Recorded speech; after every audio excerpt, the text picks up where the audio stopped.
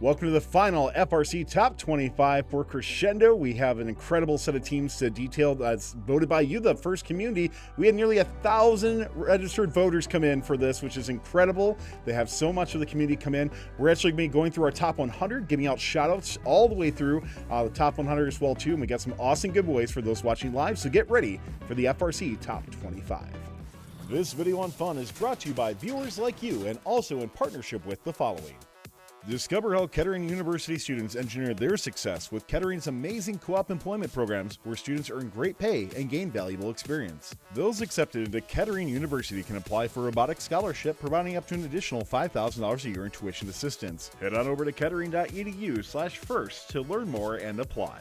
Support Fun's content creators when you sign up for a membership on YouTube Join. You'll get access to special perks like emotes, loyalty badges, and Fun members will even get early access to our scheduled videos and more. 100% of this revenue will go back to our correspondents to help recognize their efforts. Click the join button in any YouTube video to pledge your support.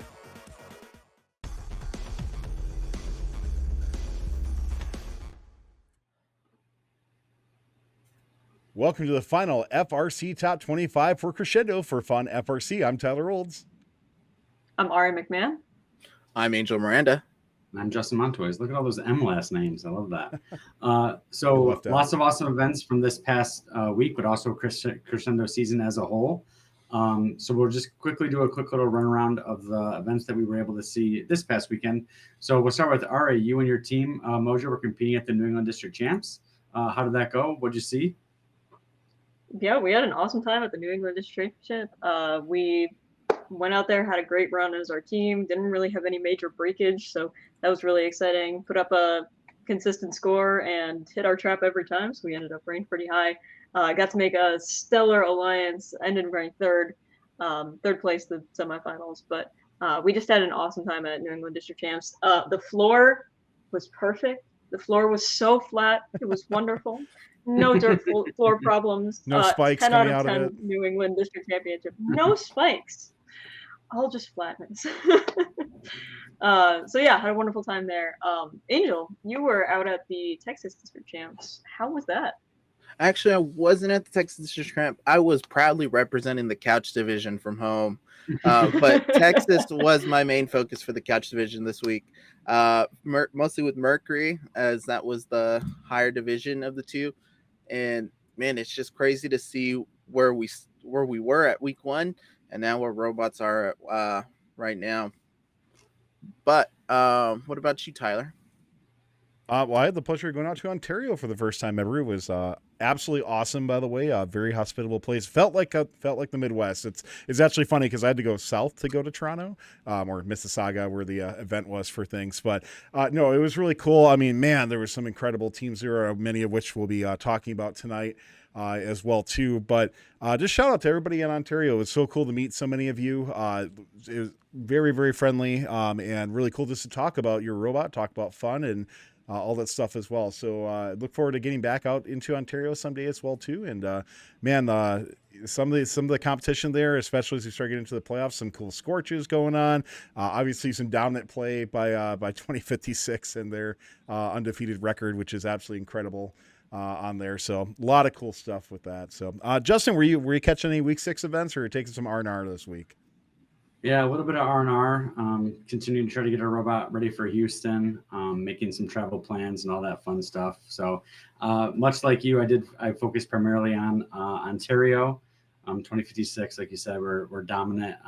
Not to mention all the other great teams that were up there. So I caught a little bit of New England as well. So I didn't watch a ton, but there was some definitely. I've watched a lot since, after the fact. Even though some of the struggles with the Blue Alliance, or not the Blue Alliance, it's not the Blue Alliance's fault. Struggles getting some matches uploaded. But yeah, it's been great. I think there's so many teams that are amped and ready to go for Houston. I think it's going to be a wild show. So I'm looking forward to it.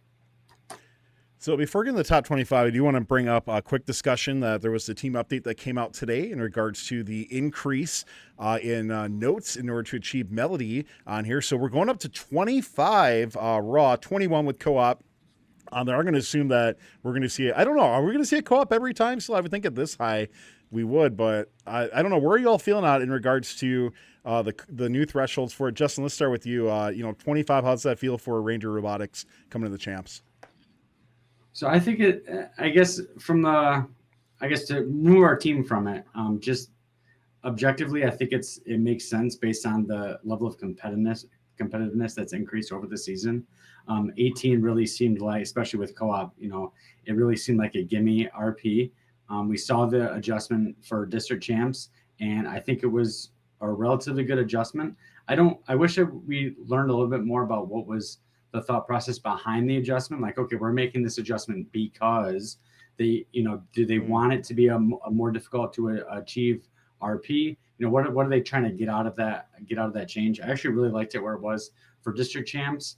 I do think it's gonna make, and I don't want to just necessarily reiterate what people said on Chief Delphi, but I do agree largely with what's been said so far, that it just makes your event more schedule dependent. You are going to need a little bit of help now to get the RP, and it is a random generated match schedule, so that part of it is a little bit frustrating. So we'll see how it plays out. Overall, though, I do think it does match the competitiveness, especially with the scores that we saw this past weekend at district champs. I do think it does match the competitiveness that teams are now at. We had a very interesting conversation about match schedules last night on FRC Roundup in regards to that, so make sure you check that out. Ari, as Mojo is looking at championships, how are you feeling about the 25? Yeah, hopping on what Justin said. At district champs, the Melody ranking point was just kind of a gimme ranking point. We were seeing much higher note counts, and I think that this is a good call. I think I would have liked it earlier. I think I would have liked this level at the district championship level. But I'm excited to see how it plays out at championships. Wow. And definitely a little bit, dependent on your schedule. The championships, the low end is a bit lower and the high end is a lot higher. So we'll see how that all plays out, but excited for it. Yeah. Angel, anything to add on? You know what? I look at this and I go back to Rapid React. Rapid React, they put a last second team update and increased the cargo threshold that year. And so I'm curious if this is actually going to affect the rankings as first wants, because I remember the discussion before the World Championship was, oh, why are they doing this? Yada, yada, yada. And then post champs, there was a Chief Delphi post that analyzed and actually said, oh, okay, if we increased the ranking or whatever, they compared it to where it was and where it wasn't. And they found out that it really didn't make a difference in the ranking. So I'm wondering how much this rule change is going to affect it. So we'll see. That's a great topic to bring up. I totally forgot about that from a couple of years ago. And I'd love to see the data on that again, because you very well could be right in regards to how that goes. And of course, the other big change, you guys get an extra half pound on your robot now, thanks to the new radio. So sure. I mean, I'm sure that makes a difference for some teams, right? There's that handful of teams. Oh, it does. Yeah, so the red makes a difference. So I'm definitely glad that they're adding that as well too. So a few other updates as well, but other than that, a couple of big changes. Teams, make sure you're aware of this. That's coming in. Let other teams know for championships as well too. There's always that few that are just like, oh, I didn't read the updates, or I didn't see that, and it's a big surprise to them. And it's like, please make sure everybody is aware of what these changes are going in. So not as big as last year, right? And I can only feel the GDC every time when they make these changes. They're like, people have wanted extra thresholds, and then they give extra thresholds, and people are mad about it. But it's just like, sorry GDC, you can't win. That's welcome to it. So I do think they're in a perennial no-win situation, right? So. All right, so before we get into the top 25, just a couple of reminders real quick. You're going to see some extra stats down there from our friends at Statbotics as well, too. Just the EPA going through the overall EPA, auto EPA, teleop EPA, and endgame EPA. Some extra stats that kind of give you a general whereabouts where they are for the season. EPA is an interesting stat this year, right, because it doesn't really attribute for like passing and that sort of thing as well, but still something to look at. There's I know in like Karthik's strategy discussion that we're going to be streaming at championships, that's going to be a big discussion of his, is that like looking at that sort of stat when you have like passing and stuff, how does that work out for things? So looking forward to hearing more about that. Other than that, though, we have 3 giveaways to do today. So we're actually going to start our first one right now, and that's going to be from our friends at 1720, the fixed gears. Of course, I don't have this loaded. I should. And that's going to be for the Bathawks as well. So the Bathawks are awesome devices. I didn't ask any of you ahead of time, but do any of you have Bathawks on your team at all to use these? We do use them. Yeah, they're pretty cool. So, Yeah. so you can plug them right into your battery. It gives you that reading on it for essentially it's a voltmeter on there, so it lets you know what it is. And if you're interested in winning, type in gears right now. We're going to draw for this once we get closer to after number 11, so you get a little bit of time. But type in gears. You 2 subs get 3 times luck to win. And thanks again to Fixed Gears. You can buy these off of Andy Mark's website, but the proceeds go to 1720 Fixed Gears as well. So thanks a lot to Fixed Gears for the awesome giveaway. With that said, let's hop in. We have we're going to be going through 25 through 11, and then doing a couple changes on things. Once we get down to 6, we're going to be doing shout outs for segments in regards to our top 100. So we're going to kind of take those one at a time: 76 through 100, 51 through 75, and 26 through 50. So no snubs this week, but we're going to be looking at a broader perspective of our top 100 teams. And where they are, and giving some shout outs as well. So with that said, let's hop right in. And number 25, Ari, take it away. Starting us off in our 25th spot out of Warrenton, Virginia, with a record of 45-6-0, it's the Fresca Valley Robotics Club. First in the Chesapeake District, 1731 was the winner of the Ashland and Falls Church District and the champions of the Chesapeake District Championship. 1731 is a fast handoff shooter with an under-the-bumper intake. They start the match with a consistent 6-note auto and cycle to the front of the subwoofer or just off of it, finishing the match with a climb and a trap. Their cycle lines are efficient and practiced, and they play the game well. 1731 is the model of consistency and something that is highly rewarded in Crescendo, and that will certainly pay off at the championship level. Congrats on the season so far, Fresca Valley Robotics Club. Yeah, phenomenal season by them. Congratulations. And you're going to see as we get in the top 25, I was talking about this earlier in our chat, in our group chat that we have. It's like, man, you go back like 5-10 years or something, when we had the FRC top 25, it just feels like there are so many more better teams these days that like trying to get into the top 25 anywhere is just nuts right now. And you're going to see the teams that don't make it, and you're going to be like, what the heck? But then it's like, well, who do you replace them with? 1731, very well deserved for them. Congratulations, and a great team to look forward to seeing at the World Championship. Yeah, absolutely phenomenal team. I remember them back in 2015. It was the years before compliant wheels were completely a thing. And on their intake, they told me we have horse wrap on our intake, and that's how we intake the totes. And apparently every year they've used horse wrap somewhere on their robot. Nice. So if it's still on there, let me know, because I am avidly curious about where it is. With that in mind, we'll move up to our 24th spot. Out of Queens, New York, and Queens Technical High School, it's Team 1796, the Robo Tigers. With a record of 39-5-0, they were the winners of the Tech Valley, the Hudson Valley, and the New York City Regionals. 1796 has a double-jointed arm on a vertical shooter that can shoot from anywhere in the wing line or closer, preferring the shot from farther out. One of the best robots to ever come out of the state of New York, they are currently 12th in EPA and 1st in New York. Usually the Robo Tigers fly under the radar before champs, but they've certainly earned their stripes this season.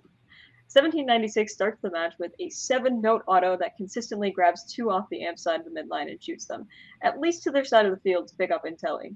They switch off between scoring and feeding a lob shot that lands right by the amp every single time. With practice driving, they can hit that perfect amplification cycle by themselves, ensuring that melody RP and hitting the trap with ample time, giving the ensemble RP almost every match. Expect them to claw their way to the top and be a lock in their division at champs. Congrats, Team 1796, the Robo Tigers. Yeah, what an awesome season for them. Like you said, Ari, for some reason, years prior, they have flown under the radar. As you pointed out, that's not the case this year. The robot really is incredible. They have a history of building great machines. As a fellow New York team, we do keep an eye on our New York friends. They have a history of building incredible robots, and this is, like you said, probably the best one that they've ever built. So they made they've made some good runs in Houston before, and I'm sure they're very excited to get to Texas and see what this robot can do up against some of the best in the world. Right, with that, let's head over to the West Coast. From San Jose, California, it's Quicksilver, first of our California teams on this list. 43-7-1 overall, and they were the winners of the Sacramento and Monterey Bay regionals. They followed up their Alliance 1 captain and winner showing at Sacramento with an impressive number 2 seed showing at Monterey Bay, earning the first overall selection by 1323. This robot is clearly one of 604's best, with a wide over-the-bumper collector and adjustable shooter on a pivot on a trap scoring elevator. Quicksilver can keep up and outscore with the best of them. They do an excellent job playing the upfront shooter role despite the lack of a turret or a bidirectional collector. Their driving is so smooth, and their ability to play their game shines through. Running the gauntlet of California events, 604 knows how to play at that elite level, and you can expect them to make an impact in Houston. Good luck, Team 604. Yeah, a team like 604, when you just look at, you talked about that gauntlet that they have to go through for teams, to be able to take 2 blue banners with that as well, too, and actually a third one with the Woody Flower Finalist Award as well, too, is amazingly impressive. And not only that, but taking, like Sacramento, where they're the number 1 seed of that as well, too, right? So it's not just, them getting picked right away or something like that. They are the pickers as well, too. So an incredible performance by them, and congratulations 604. It's a team we've had, I know, on Behind the Bumpers a few times, and definitely looking forward to catching this robot at championships this year. Right, we're going to head back to the East Coast for a little bit. All right. From Littleton, Massachusetts, it's Open Alliance Team 6328 Mechanical Advantage. With a record of 41-8-0, they were the undefeated winner of the North Shore District event. 6328's machine this year is an elegant and multi-purpose arm that cycles efficiently. They start the match with a consistent 6-note auto or sprint to the midline in playoffs. Their ability to play every aspect of the game at an elite level gives them the highest EPA in New England, 15th overall in the world. Their consistent trap scoring allows them to rank high, and their teleop prowess gives them the advantage on the Melody RP. 6328 has been to the Einstein Fields for 2 seasons in a row now, and 2024 is shaping up to their best robot yet. Expect them to seed high and make a deep run at the championship. Congrats, 6328. Yeah, Ari, did you were you at any events with Mechanical Advantage at all? I mean, obviously district champs, right? But like past that? Yeah. So we were on the same field at district champs. We had 2 matches against them. We did lose both of them. They are absolutely a force on the field. Like, you just do not want to go up against this team, or you want to partner with them, because they are phenomenal at everything they do. Our pit was also across from them, so they are a class act even in the pits. They just phenomenal setup. So if you have the time to stop by and look at their pit, please do. It's pretty cool. So I was going to ask you, like, what ended up happening to this alliance? Because you got, Mechanical Advantage and Aces High is pretty nuts of an alliance coming in, right? So, like, can you break down a little bit just how did this team end up getting eliminated pretty early in the playoffs? Yeah, so this game is extraordinarily tough on robots. You get teams like 6328 and 176 on an alliance together, you're like, they're a lock for sure.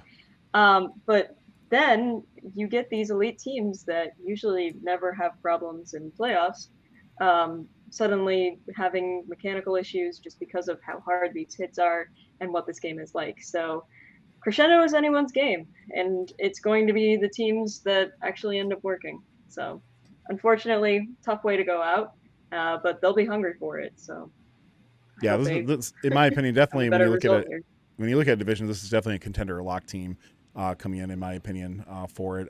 So yeah, I didn't really get a chance to see that with obviously the archives only on Twitch right now. It's a little bit difficult to see sometimes, but I really look forward to seeing how the robot does at champs, because I definitely think watching them earlier this season, they have everything it takes to get another division win this year too. Oh, absolutely. And I think that this game is not. I mean, we're seeing it on the literal field is struggling to keep these robots, or to keep from breaking with these robots, and robots are breaking each other. And not only is this game going to be a battle of attrition, as teams have put 25, 50, 75 matches on the robot, not to mention practice. I do think this game punishes mistakes so highly that we saw it even last year. A high alliance can get taken out if you're not ready to go. Yeah. In your playoff matches. Yeah. So it's just going to be 6328 knows that. Yeah. Anyone. Yeah. And I know a lot of people know this. I just think people need to know this game. Literally any alliance can win. We saw it a little bit in district champs, and I think it's only going to continue to be a thing as we head into Houston. Absolutely. So let's move on to our 21st spot. From Marietta, Georgia, and Walton High School, it's Walton Robotics. They were the rank 1 and winners of the Anderson and Carrollton districts, Impact Award winners at Carrollton, and winners of the Peachtree District Championship. With an almost perfect record of 49-2-0, Walton's machine is impressive and consistent. I really love that we've got some absolutely stellar teams in our top 25 from the Peachtree District this season. It goes to show how much that region has grown and how much you guys love voting for them. So 2974's robot adds to the coalition of 2024 robots that are shorter than a bread box. It zips across the field with one of the smallest robots here. They're part of the sharpshooter archetype. They shoot from all across the field, sometimes breaking off to do the air. Their quick driving sets them apart this season, and they will be a contender of the championship for sure. Congrats, 2974 Walton Robotics. Yeah, I don't know about you all, but when I was in Ontario, so at the time, Ontario set the world record in a qual match going in, and all of a sudden, just right after Alliance selection happened in Ontario, the match number 1 happened at PCH, and all of a sudden that world record got set. And just watching that match where they just had just this literal pile of notes just like shuttled somewhere was just absolutely insane. And then they broke it again later as well too. Like what a crazy set of matches. Congratulations to them and their other alliance partner, who I'm guessing we're going to be talking about at some point as well too. But absolutely nuts set of matches. I couldn't believe I have to admit, I could not believe when I was telling people like, hey, guess where the world record is right now. Nobody would have guessed Peachtree. I'm not going to lie. Like, and it's so cool. No, but it's so cool at the same standpoint too, that we have an area that doesn't get as much highlight as they should. They are in that spotlight, even if it was for about 8 hours until it got broken by some other by some California teams. But overall, phenomenal performance by them. Walton Robotics is definitely the real deal, and congrats to them on a phenomenal season. No doubt about it. All right, so we'll move into the 20. I've got the next few teams here. Starting in the 20th spot is Team 6329 from Bucksport, Maine. It's the Bucks Wrath. 42 wins, 13 losses, and a tie overall. And we're the winners of the Granite State Pine Tree District events, and we're the winners of the Gannon Division at the New England Championship. It's been an awesome season for 6329, picking up 3 blue banners. Most recently, they ranked 13th on their field at New England District Champs, and were selected to join the number 2 alliance. They executed perfectly in the playoffs to earn the right to represent their division in the New England Champs finals. So after a tie in the first match, they came up just short in both the next 2, but very competitive matches to come up just short to take the whole district champs. But they're able to win their division and take nothing away from this robot. They are very, very good. And have a good shot at making a deep run in their field in Houston. We've literally talked about the Bucks Wrath all season, from premiere night to the final top 25. Nice bookends for the Bucks Wrath, and I'm excited to see what they're able to do in Houston. So one of the cool things about 6329 is in the finals on their field, the Ganston division, they actually took a hit from 3467, the Wyndham windup, to the front of their intake, and you can literally see their frame go like this, and it's like that for the rest of the match. Wow. And they have a video up on their YouTube now, but they replaced that entire frame rail, the front of their collector, in the turnaround between finals 1 and 2. You talk about this war of attrition. 6329 is ready for that. Like, they are ready to replace their entire frame rail in between matches. So they're just a class act. I had the chance to do a behind the bumpers with them. Just phenomenal team. Well, there it is. Yeah, so I did bring it up here. Look at that. Look at that fast producer action. Yeah, look right at there, that. So. Like, But you're such a pro. Wow, like wow, that is a pretty insane hit there. So, So one thing this brings up is, like, the pits at Worlds aren't that close, so that gets me a little nervous seeing that. Yeah, it's a good point. That's a good point. Well, we have longer turnaround times at Worlds. That's true. That's true. All right, so moving on. At 19th, I've got Team 2481 from Tremont, Illinois. It's the Robotics. 28 wins, only 3 losses overall, with the winners the Central Illinois and Rocket City Regionals. So this is the first robot the Robotiers have out of their brand new facility. If you haven't seen the pictures or know the story of their new facility, you should go check it out. There's a great thread on Chief Delphi that covers it. I love it when teams get dedicated buildings, and theirs is really awesome, especially the work that their own team put into it to make it happen. So they've ranked first and second at both of their events, and they are a perfect 10-0 in playoff matches this season. 2041 excels at achieving the ensemble RP and will need to maximize that effort in Houston, as I don't think they have an ability to trap, but they're very, very good at making sure that they get the double hang, and also their human players exceptional at getting the spotlit nose. So historically they have found success at champs, and I look forward to seeing how they do and if they can keep their super impressive playoff record from this season going. So congrats so far, and good luck to 2481, the Robotiers. They have a really awesome 0-second climb as well. They have a side 0-second climb too, which is great. So for obviously getting that as well too is why they're doing it. I was trying to find it. I know Ben Martin posted, I think they did a little bit of a rebuild for their last event as well too that they went in, but I could not find it off the top of my head. But I mean, even prior to doing that, I mean, a phenomenal machine and a robot. And this just goes, we saw that like with 4414 as well too, right? Like you have these top tier teams that are continually changing major aspects of their robot, which even though they're winning events as well too, right? Because they're staying hungry and they know it. And I really do think this is the way that FRC is going to go from now on, for better or for worse, for things. We see this in FTC and VRC very commonly, that teams are just going to start having these almost new robots when they come to events in many cases. Yeah. Now, I have the discussion all you want in regards to equity and whatever it is, but until any rules are changed, this is the way it's going to go for things, in my opinion, for that. Where the teams that have the resources, we're going to see major redesigns, major components of the robots replaced, and as they try to keep going up higher and higher. I think that's part of the thing where we've raised that floor so much now that now our top tier teams are reacting to that and finding new ways for them to excel and stay up on top as well too. I don't know what you guys think about that, but that's at least where I've been going with it. Yeah, I totally agree. Even look at High Tide, right? That's a perfect example. Have we ever seen an elite team? I can't remember. I'm not saying it hasn't happened. I just can't remember a team of that caliber completely redesigning the robot in the middle of the season. I've never seen that before. So I think that's a great example of what you're talking about. All right, you seem a bit pensive. The only example that we have, because of all the BAGA stuff, is 558, 2016, 2017. And they got around the bag rules in order to do that. We haven't seen that in the past 3 years when we've had no bag rules. Definitely interesting if FRC is going this way. I'd be interested to see how that evolves and if we start seeing it next year too.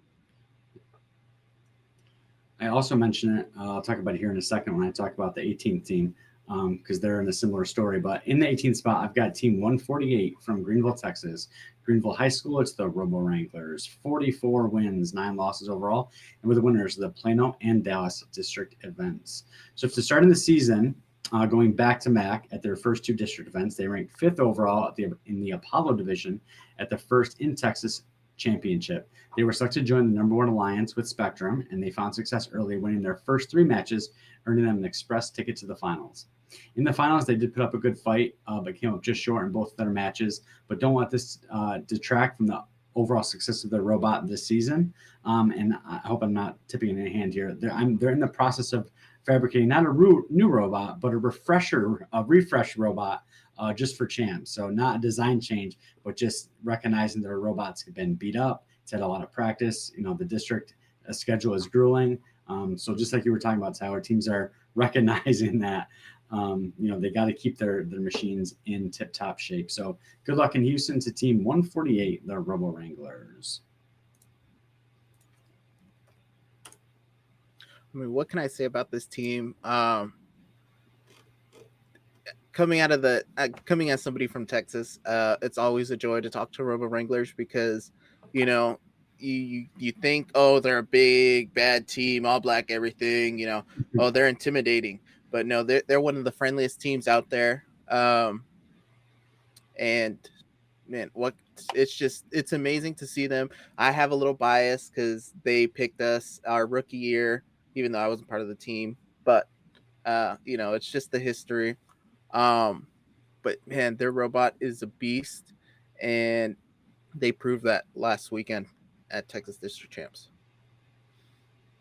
Somebody else put this in chat. I was a little surprised that they did lose the finals on there. I mean, definitely nothing to take away from the alliance that won as well too. But just on paper going in, I would have guessed that this team, we would have been seeing them play against 118 and 3005 for the finals as well too. So like you said, Justin mentioned before, anything can happen, right, for things, and that I think is just one of those circumstances. But on the other hand, I'll give it to the other alliance who absolutely played their hearts out as well too. So interesting to see. I think this team is still. I'll point out the elephant in the room. They do have the lowest EPA, I think, on the top 25 that we have for things, but I don't necessarily think that means that they're not deserving of being where they are and are going to be a top tier team in their division come championships. I don't think I'm tipping any. I didn't necessarily study the top 25, so I should. Well, there's a little bit here. But I do want to just mention, I don't think it ruins too much, that just reading these teams. So 148, 2910, 67, 2767, 125, 6328, and 33. So all just some of the best teams in FRC were all in the number one alliance and all lost this past weekend. So it's crazy how competitive this game has gotten. And number one alliances are not a sure thing for a blue banner. So I'm very excited to see how things go in Houston. Max YT, by the way, if we just went off of EPA, there'd be plenty of disagreements on that too. Because if you're just going off of EPA, you're definitely not scouting or getting a good top 25 out of that either this year. All right, moving on. I've got team 1706 in the 17th spot from Wentzville, Missouri. It's the Ratchet Rockers. 32 wins, only 2 losses overall, with the winners of the Central Missouri and St. Louis Regionals. So they've gotten very comfortable over the course of the season playing from the lead of the pack as they've been the number one seed at both of their events. Similar to the Robotics, they're also 10-0 undefeated in the playoffs. I did feel, and I'm not to knock their design because their robot is obviously awesome. I did feel before the season that they were going to build a turret. They're just a team that, with the shooting game, they've had success with turrets in the past. Mm-hmm. So I'd love to know how close a turret was to making the final cut there on their robot. But they're absolutely killing it with the robot this year. It's awesome. And they haven't competed since week 4. So as kind of been the theme that we've been talking about for the past 10 minutes, teams know they have to, not necessarily a full rebuild, but teams are always iterating and trying to get better. So the Ratchet Rockers have been on the bench for a little bit, watching the end of the season kind of crescendo here. So we'll see what they have on the field in Houston. But good luck to 1706, the Ratchet Rockers. Yeah, I will tell you one thing where I think, the FRC top 25 struggles a little bit, and that is teams who have not played recently for things. Because when you look at, positioning teams in your mind for things, this is why I think Ratchet should be at least a few spots higher for where they are. I think they're a phenomenal team, and I can't wait to see. And what brings even more confidence in me with Ratchet Rockers is that they've been there before as well too, mm-hmm. right? Like this isn't just like a flash in the pan team. This is a team that has consistently, done quite well. Justin, you mentioned like their robot, 2 years ago. I agree. I was expecting a turret as well too, because that's what pops in my head, right? It's a robot from a couple of years ago and pre-COVID as well too. This is a phenomenal team that I think is going to go really far. And once again, another robot I can't wait to see in person. For sure. Alrighty. The last robot I've got in my section here is in the 16th spot is team 125 from Boston, Massachusetts. It's the Neutrons. 45 wins, 10 losses overall. And with the winners, the BSU district event, where they also picked up the Impact Award, and with the winners of the Greater Boston district event. So it's been a theme of the teams I've covered. They've gone 2 for 2 in their events this season, heading into their district champs.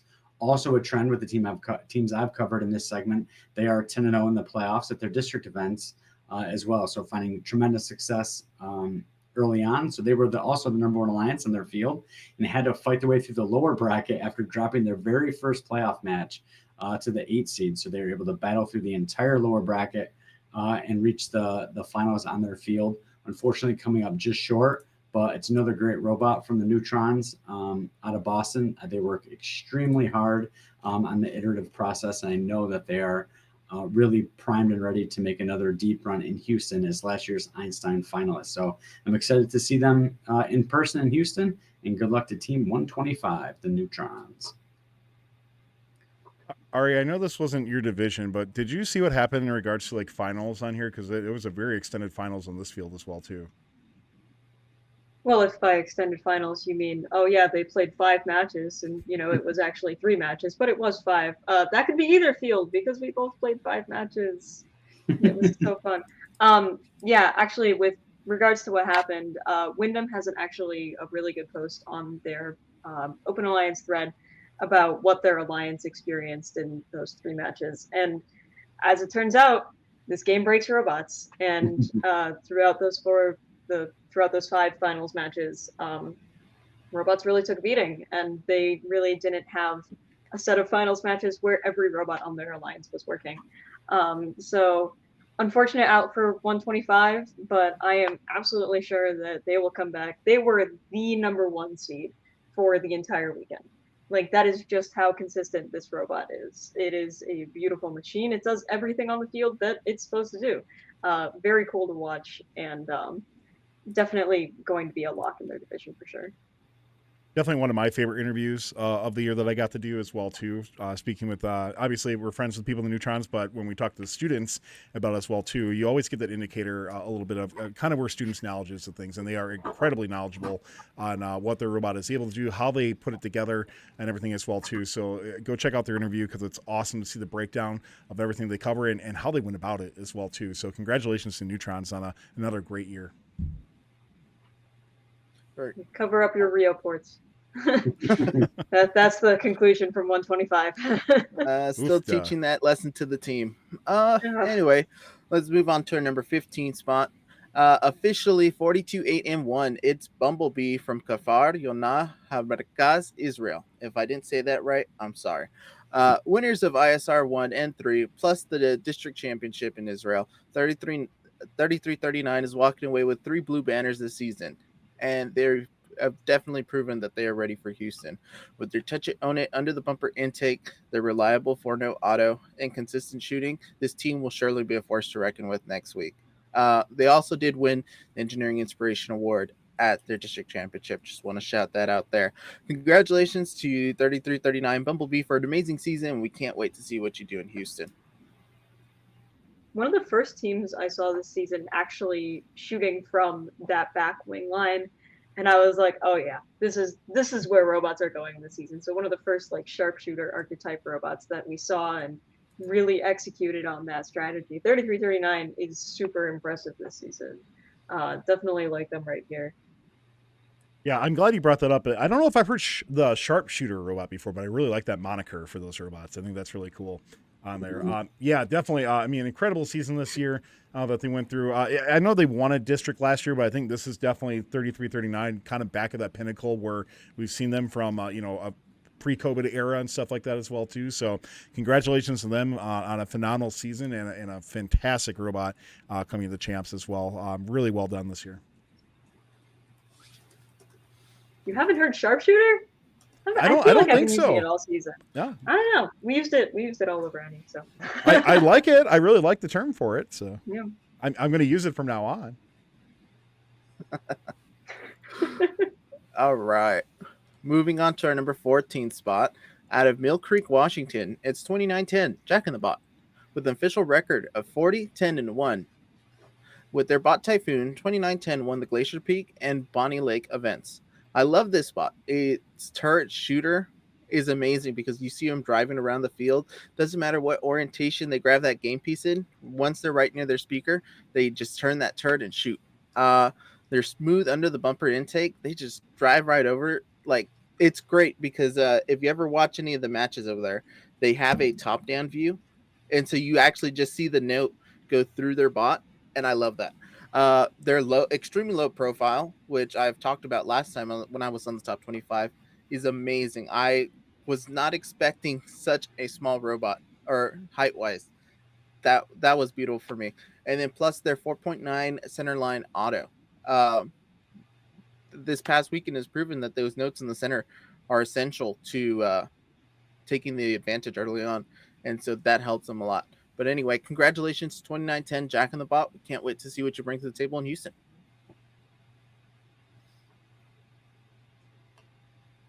So I don't know if anybody Early was able exit to by watch. them. Sorry, go ahead. Yeah, you're about to say it too. I wasn't able to cover or watch any matches from the Pacific Northwest event, unfortunately. So I'm not sure what happened. If anyone has any insight on how they had, like you're saying, Tower, an early exit in the playoffs. No, Yeah, I didn't. unfortunately, I tried, but the match videos aren't up yet. So I think they now just put them up, so I think they are available now for things. I didn't catch the recap that will be coming out as we're recording this tomorrow morning. I didn't do the production for that one, so I didn't really. That's usually how I watch a lot of these nowadays. So I didn't get a chance to do it. But man, I don't know. It feels weird seeing Jack in the Bot at 14. I don't know about you all, but I think about previous years, and I don't. It's a cool machine, awesome robot and things like that. And I hope they rebound quite well. If anything, maybe this is like that polar opposite where they've had early exits at championships before. They have the early exit at district champ. That's out of the way now. Now we're making deep runs at championships. So let's hope that for them at least.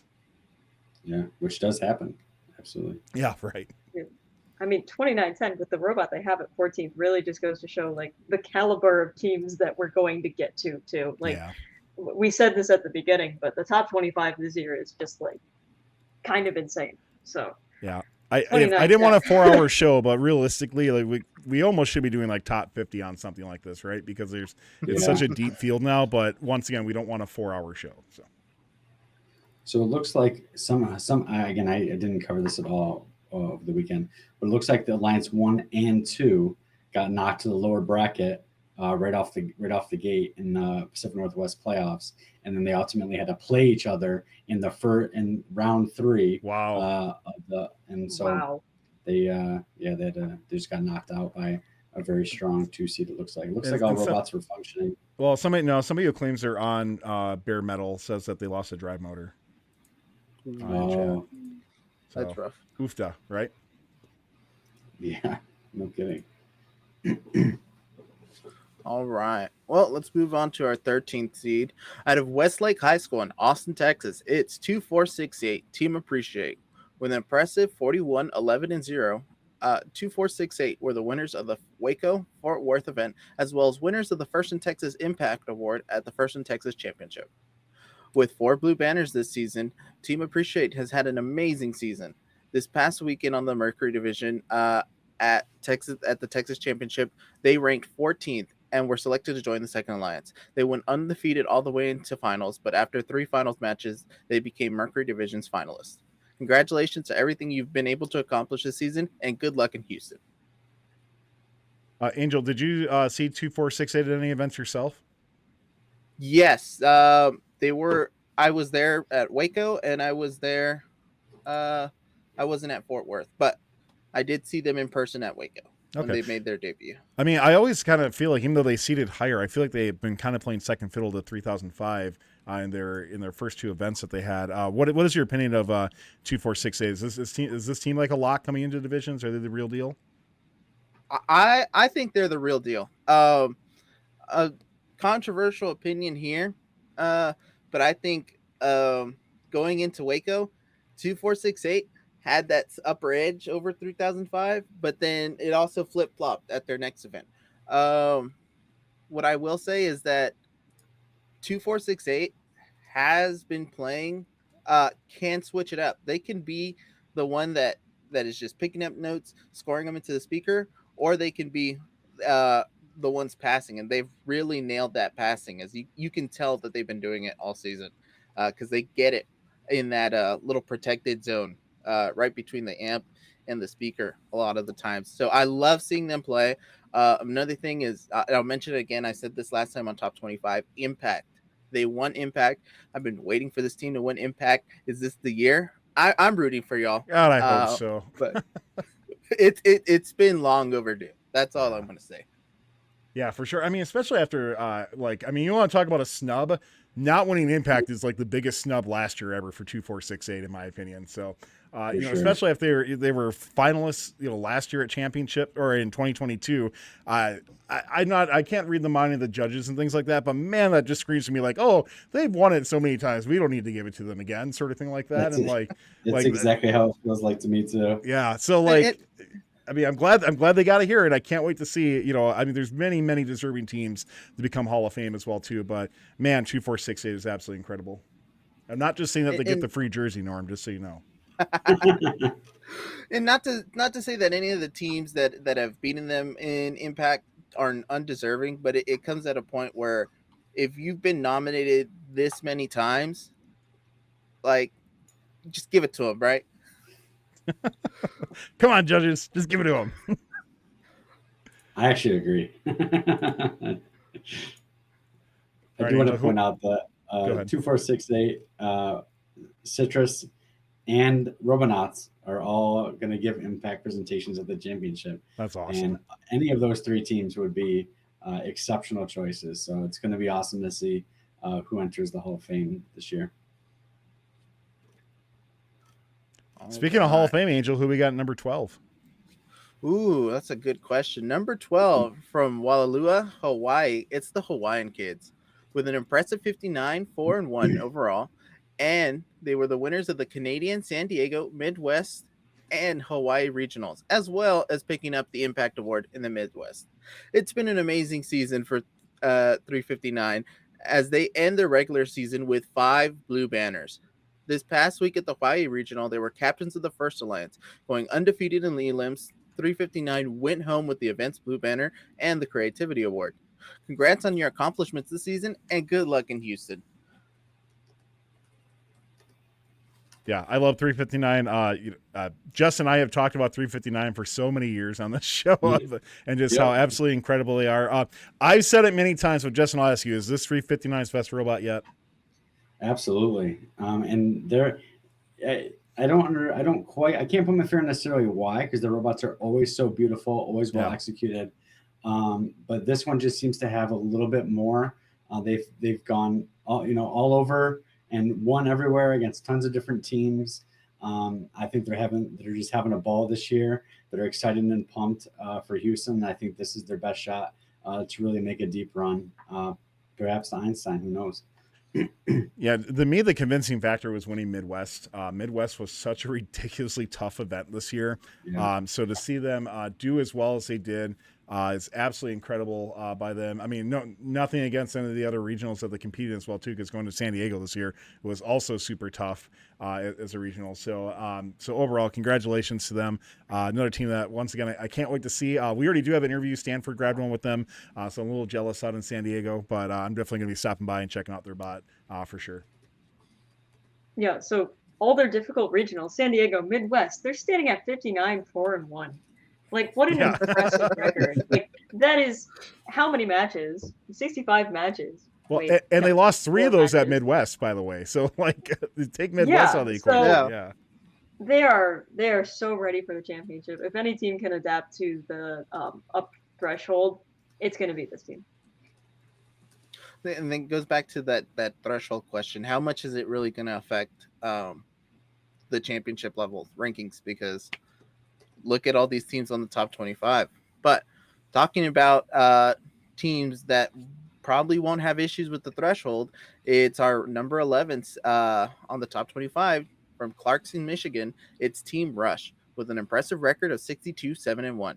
Team Rush were winners of the Finger Lakes Regional, the First of Michigan Troy event number 1, and the First of Michigan Hermlock Semiconductor Division, as well as the winners of Fimstein. Walking away with 4 blue banners this season, it's been a great season for Rush. This past weekend at the Hermlock Division, they earned the 3rd seed and were selected to join the First Alliance. There was a really tough match 11 against the 7th Alliance that kicked them to the lower bracket. That didn't let them phase them, and they worked their way back to the finals to face the 7th Alliance again.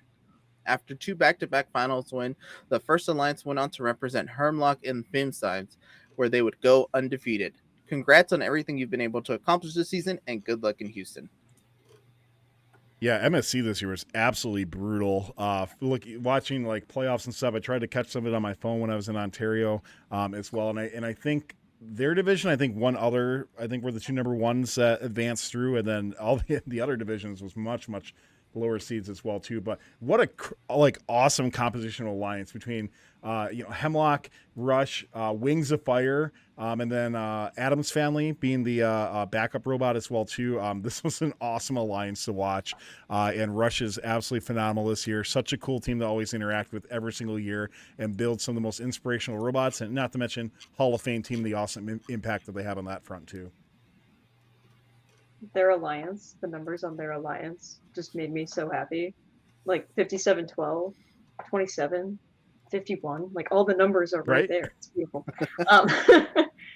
Seeing 27 evolve through the season too has been really interesting. We talked about them really early as one of the like originators of the passing strategy, and it's been so cool to see how they've continued to do passing throughout their season.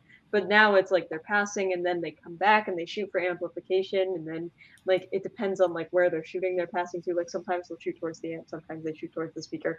So it is very cool to watch this team and just process how they're thinking and how they're thinking about the match. So definitely one of the coolest teams to watch on the Crescendo field right now. Yeah, absolutely on there. So we're at our first break here. So a couple things to go through. Let's go ahead and draw for our giveaway from our friends at 1720 Fixed Gears as well too for the awesome set of Bathawks. So once again, gears was your keyword for that. If you were interested in winning that, don't forget, once again, if you do click that subscribe button on YouTube, absolutely free to do, and you're going to get 3 times the luck in order to win that. If you do win, please go to firstupdatesnow.com/winner. Once again, firstupdatesnow.com/winner, and radio tells us to say it 3 times, firstupdatesnow.com/winner. So North Star Free Ride, congratulations to you. You are going to be taking home this pair of Badhawks. So I'll say it a 4th time. Go to firstupdatesnow.com/winner in order to claim. Please keep in mind, it is championships right now coming up, so we usually tell people 2 weeks, but it might be a little bit longer right now for suppliers. Lots of stuff going on right now, but congratulations to you on that once again. And by the way, thanks again to 1720 Fixed Gears. Good luck to them as well as they go through their competition season. So let's take a short break. Thank our friends at Kettering University for their continued support of First Updates Now and Fun. So students, especially if you're like a junior becoming a senior next year and you're looking for an awesome university, one that supports you being in FIRST and being in competitive robotics, over 30% of students that attend Kettering University were in high school robotics. So go check out kettering.edu/FIRST. A lot of great programs as well, including their co-op program, where every single student who goes to Kettering University goes into a co-op program. You get to earn money. You get the experience as well too. Kettering's a phenomenal school. I've been there many, many times now, and I can attest to how great of a university it is. So go to kettering.edu/FIRST to learn some more information and see if they're a good fit for you. So we don't have our full clips of the week right now. We're ridiculously behind with things. We have like 45 behind the bumpers in queue right now as we get ready for champs. So right now, so I apologize for that. We'll get clips of the week out as soon as possible, but I did want to show one clip that's going to be on clips of the week, and that's one that I got to grab inadvertently while filming a team as well too. This is absolutely nuts. By the way, we'll put it on screen, but this is a hit that Makeshift Robotics 4039 takes. So this will be part of clips of the week. We'll play this. We'll come right back in just a moment. We've got 4 robots in that area, the source area, and they are looking for smoke. And we've got still 23 seconds. We have a 43 on that, away on that one. So that will be on part of clips of the week as well. Many other clips as submitted by you, the community as well too. But wow, that was a crazy hit, crazy circumstance on that match real quick, just to set that up. So this was a replay match of earlier, and Makeshift was the number 2 seed playing against the number 1 seed, and that was the number 1 seed that hit them coming off. And if memory serves me correctly, Makeshift helped start that team. So like this is just like a train wreck in a whole bowl. But Makeshift, I don't remember if it was prior to the 20 seconds or not, but they climbed much earlier than what they usually do. And I was filming there, and literally the first thought in my head was, man, I hope they don't get hit. And then like 5-10 seconds went by, they didn't. I'm like, oh, okay, it's fine. And then like right after that, then bam, just gets hit like that. Yeah. I'm just like, oh man, And it was funny because I was trying to film B-roll to get a trap score because we released Makeshift's video today. And I'm like, oh, great, I'll get a really good trap score from them. That was one of the things that, they were really improving upon for provincials. And then that happens. So it's sad times for that. But by the way, big shout out to Makeshift Robotics for their phenomenal season and them winning Impact Award as well, too, at Ontario Provincials. There's another team that's a great contender for the Hall of Fame as well, too. So many good teams that are contending for this as well, which is awesome. Okay, so before we get into our top 10, we're actually going to start our second giveaway of the evening. That's from our friends at Robobits, who actually I got to speak with and catch up with. They're on Team 2200 out of Canada as well, too. So it's great to catch up with them, talk obviously about their team, but also talk a little bit more about Robobits as well, too. And so really cool newer company in the FRC scene that's making some great stuff.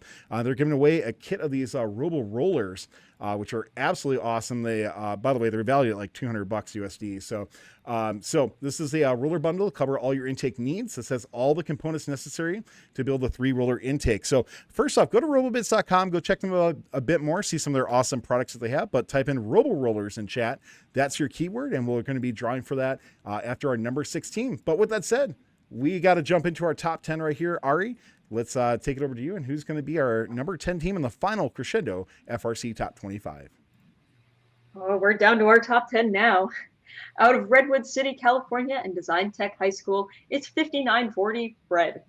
With a record of 39-8-0, they sandwiched wins at the San Francisco and Central Valley Regionals this year before adding a finalist appearance at East Bay on top.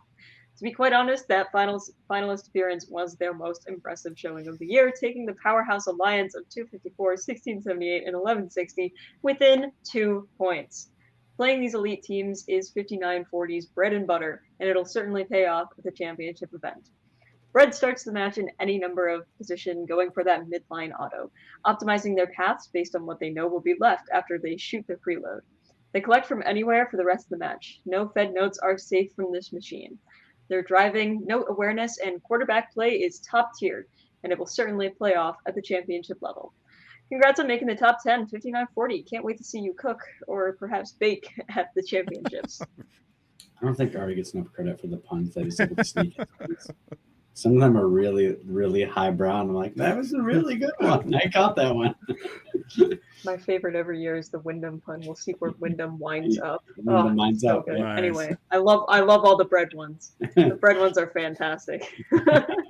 But yeah, Brett, absolutely phenomenal year by them. Once again, this is a team that you look at the last couple of years and where their performance has been. They are 5th in EPA worldwide right now. And one of those teams where, we talk about how EPA sometimes the right metric, sometimes not. I think this is the right metric for them overall. Brett has been so good this year. And when you just, here's the funny stat. 5th in the world in EPA, 4th in California. So, it's just absolutely insane to think about where that is for them. So, but congratulations to Brad on another great year. Once again, another robot I can't wait to see at championships and perform as well, too, because this team is just going to be absolutely amazing. So, moving on up to our 9th spot with another pun. They have been out of this world since the beginning of the season and every week since. It's Team 118, the Robonauts. Out of Houston, Texas, and Clear Creek Independent School District, 118 was the winner of the Katy District, the Tallahassee Regional, the Houston District, the Space City District, Impact Award winners at Space City, winners of the Mercury Division, and champions of the Texas District Championship, as well as Impact Award winners. 118 is heading into the championships with 8 banners. They have 2 rows on the Blue Alliance.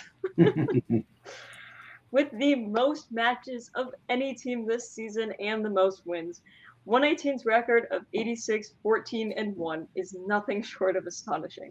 Their gameplay style has evolved throughout the season, and seeing them here each week has enforced that this could be 118's best robot ever. Congrats to 118. Hope that you're getting some well-deserved rest this weekend, and good luck next week in Houston. 8 blue banners is just absolutely insane. It's just hard to fathom, something like that. Yeah. and they were I hate to say they lost, and they were unsuccessful at winning a regional as well this year. So really, they could have had 9. Green Country, they had like an exit at match Yeah. 9. Like, Yeah, that's so just they nuts. could have had more. Also, I don't know how their kids go to school because they're gone literally for 2 months straight, which is also an interesting thing. I heard that they bring. I don't know how accurate this is, but I heard that they bring different students and different drive teams to each event. I don't know if that's true. I can confirm that they do have multiple drive teams. So Yeah, that's kind of cool. That's the only way I could see how they would do it, instead of bringing like their entire team to each event and then ruining those kids' GPAs. Yeah. Well, and like Hawaiian kids are the same way too, right? Like I know they had brought, I don't know about this year in particular, but they had brought multiple drive teams for their events as well too. Like they swap out students as well. So by the way, I'm very excited. I am going to go to the Robonauts facility on Tuesday. So very excited. I fly in like Tuesday and I get in like 5:30, and then I'm gonna meander, take a lift over there a little bit later on. Can I say it? Yeah, I'm going to say it. So I'm planning on doing some filming there. So for those who are interested in checking out what the Robonaut shop looks like and their facility looks like, I think we might end up doing a cool tour video while we're there as well too, which should be really awesome. No guarantees. Cribs back? What? Is Cribs back? Yeah. FRC Cribs. Tower, did you go last year? No, I did not. Yeah. Yeah, so I went actually earlier this summer I went to the NASA facility and did like the tour there and stuff like that, but they're not there anymore, right? So right. Yeah, they have a different facility now. So no, I did not go to what their current shop is right now. Yeah, so I went last year. You're gonna love it. I highly encourage everyone who's in the area. They're even doing it after champs this year, which is awesome. So if you have an opportunity to go, I know for our team went last year. So if your team is staying and flying out on Monday, perhaps like our team is, you're looking for something to do on Sunday, highly recommend it. They have all of their robots from previous seasons. That some of them that I would have only able to see through grainy YouTube videos from 10 or 15 years ago. You can see up close and really see the progression of robots. Their space is awesome, so I highly recommend it. Just a side note, by the way, Jenna commenting in chat that 118 does not have multiple drive teams. Oh, well, kudos to those kids for right from the source right there. So yeah, but very cool. But yeah, congratulations to 118, a phenomenal season. So far, the robot has really shined, especially coming out of Green Country when you have that early exit like they did. This robot has been absolutely on fire ever since. So really cool to see. Very well deserved to see them in the top 10. Congrats on a great year. Once again, another one of those teams that I'm definitely going to be checking by and stopping by for an interview at championships. So we're going to move up to our 8th spot here. Out of Sewanee, Georgia, and North Gwinnett High School, it's 1771 North Gwinnett Robotics. Currently number 1 in the Peachtree District with the 6th best EPA in the world, including the number 1 auto EPA with a record of 48-4-0. 1771 is arguably the best wooden robot in FRC history. Rank 1 in winners of every single event they attended this season, the Gwinnett and Albany events and the Peachtree District Championship. 1771 is a dominant force of a machine. They've got a vertical shooter on an arm that pivots up to aim, amp, and trap. We talked about this robot in week 3 in the 14 spot and week 5 in the 12 spot, but with a stellar performance this week, they've certainly made their stake in the top 10 this season. Their driving, collecting, and match cadence have all been elite, and I can't wait to see them compete outside of the PCH district at the championships. Congrats on such an amazing season, and I'm looking forward to seeing this robot at championships and, knock on wood, 1771's first Einstein run in team history. Oh, Ari. Yeah, this robot is absolutely phenomenal. It's so cool to see that the community has recognized them in a spot that definitely is where they should be for things. This robot is so good.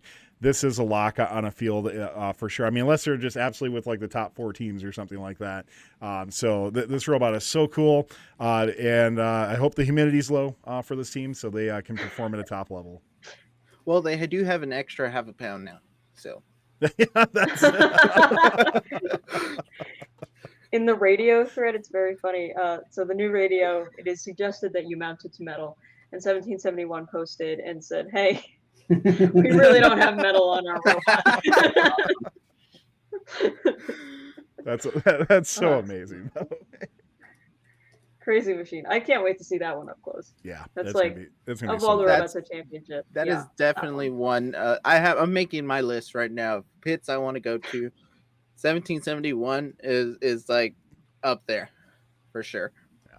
I got a chance to visit them a couple of years ago and see their 2022 robot. I definitely remember that interview for there. So if it's anything like that, this is going to be a phenomenal robot and hopefully a phenomenal interview as well too, because this robot is just so cool to see. Pat, what aside for anything like that, this is just an elite robot that just does so well. The fact that they're wood, and honestly, until you look up super close, you would never know it. By the way.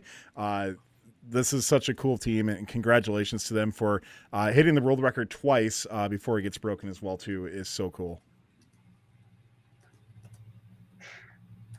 We're going to charge over to our 7th spot here out of Dallas, Texas, and Emmett J. Conrad High School. It's Team 3005, the Robochargers. With a record of 48-7-0, they were the winners of the Waco District, the Fort Worth District, the Mercury Division, and the Texas District Championship. Ranked first in the First in Texas District, 3005 uses a flip-up under the bumper collector to transfer to a multi-use arm on a pivot. They start the match with a number of different unpredictable midline autos, sprinting for that first note and cleaning up at least 2 of the undisturbed notes. They follow this by playing either the passer or the quarterback role on an alliance. At the Texas District Champs, they found success with 118 by playing the passer, with the ability to cycle back for amplified shots. 3005's versatility and decision-making sets them apart on this field, and they'll certainly charge onto the Houston field as a lock. Congrats on the electric season, 3005. We can't wait to see you compete at the Houston Championship. As somebody who did the forecast for their division, it was the first time that I put Robochargers as a contender instead of a lock, and that was because the level of competitiveness was there, and I put 118 over them, and the majority of the reason I put 118 over them was because 118 could trap, and that was going to help them get the number 1 seed. But 3005 decided to just like prove me wrong and make sure that I never count them out again, because they managed to take the number 1 seed without having any sort of trap mechanism. That's amazing. And if you looked at the tiebreaker, they had the same amount of ranking points. They had the same amount of cooperation points. The tiebreaker was average match score. Wow. So, man, 3005 Robochargers, I'm sorry I put you as a contender. I learned my lesson. And y'all are amazing. I love y'all. Your robot is love it. But hey, Angel, it's always good to be humble after things, right? And that's the fun thing about doing what we do is we're typically wrong in what we say. So, but yeah, Robochargers, phenomenal robot once again. Shout out to all my friends on that team for another phenomenal season by them. They are that team that last year coming in, they have become the top tier team in Texas for things. Last year we looked at the robot and how good. I cannot believe that robot was not on Einstein. I know they don't believe it either. But so, but looking at going into this year as well too, just continuing that success that they had. That as you said, Angel, this is a lock on division for sure. Robochargers look absolutely phenomenal. With that, we'll move up to our 6th spot. From Ventura, California, it's High Tide. 39-4-0 overall, they were the winners of the Ventura and Las Vegas regionals. Over their last 2 events, 44-14 has taken to the field with 2 different robots and only lost 1 match. After their undefeated run at the Ventura regional, they decided to rebuild and bring a new robot to Las Vegas, where they shoot from anywhere in the wing and sometimes a little bit beyond it in outstanding fashion. What astounds me is that we talked about this team week 1 as coming off a hot 2023 season with a slow start, but they have taken this season up a notch for sure. They're hungry to surf the tides back to Einstein to defend their 2023 World Championship win. Congrats 44-14 on an awesome regional season. We will see you. Yeah, I mean, we talked about them last week, but I got to see 44-14 at Las Vegas as well too, and this shooting from the stage line wing end of the wing area is definitely the right strat overall. It's cool to see that they made this change to it.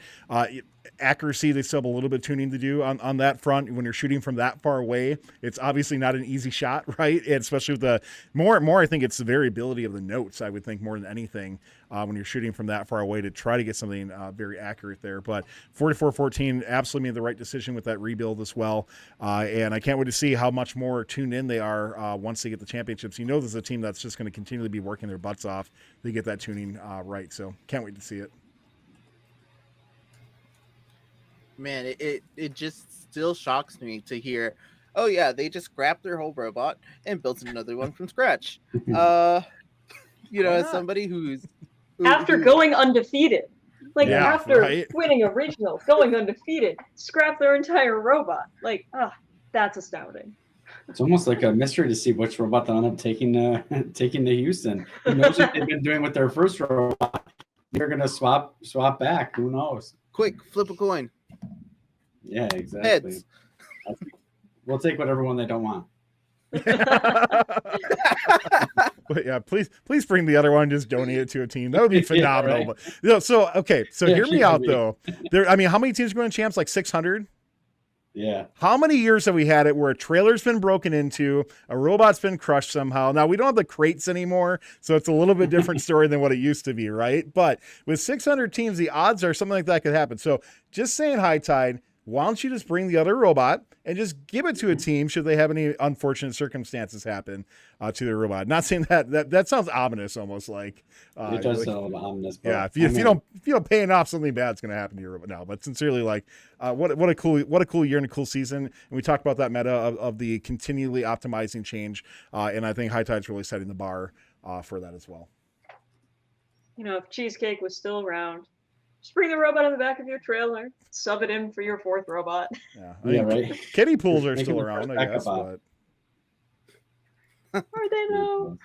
Well, okay, probably not for championships, but it was pretty funny to see those at other events as well too. So I don't know, will we see there's no way we see anything like that at champs, right? Not saying a kiddie pool, but are blockers viable at all at championships? I don't think so. Not like a true blocker, but if you have a team that can play defense and then sub off for offense, like we saw at New England District Champs, and there was another event that had really good defense. It's slipping my mind right now, of course. But if you have that robot that's capable of it, then defense is a solid strategy this year, especially against some of the passing strategies we're seeing. Yeah. In Texas on the Mercury Field, and I want to give a huge shout out to 6357, the Spring Constant. Man, that was some of the best defense I've seen this season, especially coming out of the Texas district. I, as somebody who does volunteer as a ref, one of my favorite calls is the pin call, because you get to make all the fancy karate chops and all that. And so to see the amount of pinning that they were doing to try to slow down the opposing alliance, it's just crazy. And then if you watch them, watch a couple of their interactions against 3005, man, they were not letting him through. So I think defense is kind of underrated. That's my, you could say, controversial opinion, but I think this game, defense could matter a lot more than people realize. My New England opinion. Here's what I think is interesting about this game is I think this game actually allows for multiple strategies. So many games that we've seen in the past do not. Look at last year. Defense was dead by the time we hit DCMPs, right? So I think this year allows for it. I don't know which one is going to be the most successful. I mean, my gut will always tell me that offense wins things, right? But of course, if you're from that horrible state down south of me in Illinois, they'll keep yapping about how defense wins championships. That's, I'm sorry, football reference. So overall with that, I think it's great to see, from the GDC building a game that actually has multiple metas exist. It's about time, right? It's so cool to see something like that. I absolutely love that factor. Yeah. It's all about the cycles and the cadence and how many robots you have at the source too. I'm vaguing about them, but I got to shout out 5112, the Gondoliers. I know you're talking about them in chat. They have been playing defense since week 1. They basically invented the defense meta. They're insane this year. Go look at them. I'm surprised we're not seeing more defense during the amped period. Like, it's obvious to everyone in the arena when you should be playing defense, right? It's amped. They're scoring right now. They got 10 seconds. The rings are there. Now is the time to go play defense. And I just haven't seen it. And I'm not saying it hasn't happened. I'm saying that I haven't seen a team excel at switching off and playing some extreme defense during that particular point of the game where they're trying to maximize their score for 10 seconds. Because if you can keep 2 rings off the speaker during that 13 seconds, I guess, you can really slow down a team quite a bit. You know what? That is what 118 did. At one point during the match, they played like a hybrid offense-defense when they were attacking the notes that 2468 was feeding. And yeah, at one point they didn't. The 6672 and 2468 had an amplification period, and 118 used the situation to their advantage and just shut them out. No amplified notes scored. It was crazy. For sure. So we're done with our number 16. We have a couple things we need to do here. First off, let's do our giveaway from our friends at Robobits as well too. So go ahead and check them out at robobits.com. And the winner for that, once again, the keyword was Robo Rollers for the awesome Robo Roller kit. And what do you have to do, everybody, if you win? firstupdatesnow.com/winner once again. And the winner of that is going to be Brian Rosmierski. Congratulations, Brian. Make sure you go to firstupdatesnow.com/winner in order to claim that. And we will have another giveaway starting pretty soon. But before we do that, it's time to start talking about our top 100 teams that we've gone through. So each one of us has taken in for each 25 increments. We're going to go 76 through 100, 51 through 75, and 26 through 50. Glad I remember that correctly. Each one of us is going to shout out a team. We're going to put them all up on screen so you can see them and talk about them a little bit. And each one of us picked one team out of it. There's obviously multiple deserving teams when we go through this as well too. But let's put up our 76 through 100 to start out with, so you can take a look at who's on there. And like I said, phenomenal teams that we'll be going through. But let's go through our first set here. Justin, who's your shout out for in regards to our 76 through 100? So I've got teammate 36, the RoboBees. I feel like I picked them for a number of reasons. One, they're a great team. I'll talk about their success in a minute, but I also just wanted to give some awareness to the Chesapeake District. If we have not talked a ton about them over the course of the Crescendo season. So RoboBees are 43-10 overall. They started at the Ashland event and were eliminated in the lower bracket finals, so just very close to reaching the finals. Their next event, they also had a battle to lower bracket finals, this time coming out on top, reaching the finals before getting eliminated. And then this past week at the district championship in Chesapeake, they were the number 1 seed overall, 17-0 undefeated winners of the Chesapeake district. So an awesome way to end the season for the RoboBees. So I just want to give them a shout out for that. All right, who do you got? So my shout out is going to be Team 4481, the Rembrandts. They played week 1 and week 2. I know we said that top 25 is a little bit weak when it comes to teams that haven't played in a while, but 4481 is absolutely nothing to sneeze at this year. They were putting up scores in the 120s week 2. That is only a taste of what they're going to be doing at championships. They're an open alliance team, so they've got a lot of what they've been working on just available and on Chief Delphi. So I am frankly very excited from what I've seen on that thread for what they're going to bring to championships. Yeah, it's a little sad this team's been forgotten about a bit. So. I was going to say, it really is recency bias that you were talking about earlier, right? They haven't competed since week 2, where they were, I think they're in the top 5 of FRC top 25 in both the first 2 weeks of the season. So definitely a little bit of recency bias happening here to see them in this spot. All right, Angel, who you got here? All right, so my shout out is going to be 94-96 Team Link. I recently came across this team. This is their rookie year, but if you look at their robot, they do not look like a rookie. It's small, it's compact, it's efficient. They have an excellent auto, and if you look at their record, that's even less of a rookie record. With taking home 3 district event wins, and also ranking first at their own district championship and winning that too. For a rookie team for their debut season, wow. I'm just amazed at where this rookie is right now. Yeah, between them and the I forget the exact team name, the team from Istanbul as well too. Like these two teams, like wow. I mean, these are absolutely phenomenal, incredible teams out there. You cannot believe that these are rookies. Every year you get like maybe 1 or 2 rookies that you talk about, but like these teams, I feel like are just like an extra tier above what we have seen in the past of other rookies. So, yeah, great shout out there. All right, I'm going to wrap up our 75 through 100 shout-outs with the team that was just mentioned in our chat just a little bit ago, and that's going to be 1987 Bronco Bots, who very sadly are not going to the World Championships, and the unfortunate victim of not enough wild cards for them.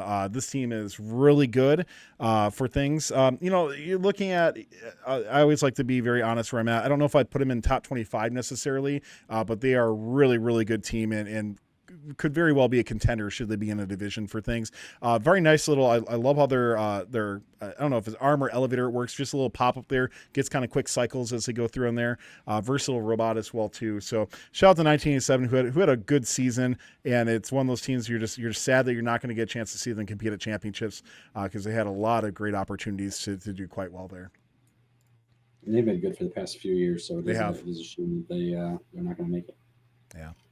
All right, let's jump into our next set here. So that's going to be 71 through 75 on here. We're each going to pick out a team from this area. And by the way, congratulations to all these teams. When we're talking about top 25 for the final one, there's when we have like 1,000 voters, there's like over 1,000 teams that are voted upon as well too for this. So, to make it anywhere on here is definitely a great feat and should be well recognized for your teams. But let's call out 4 teams that are in this series. Well, who's going to be our first one?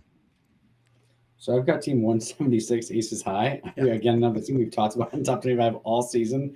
42-10 overall, winners at Waterbury, winners at Western New England. At the district championship on their field, they were ranked 11th, ended up with mechanical advantage. Couldn't quite get the job done there, facing some tough competition. But they've had a great season and no doubt will have a successful championship, I'm sure.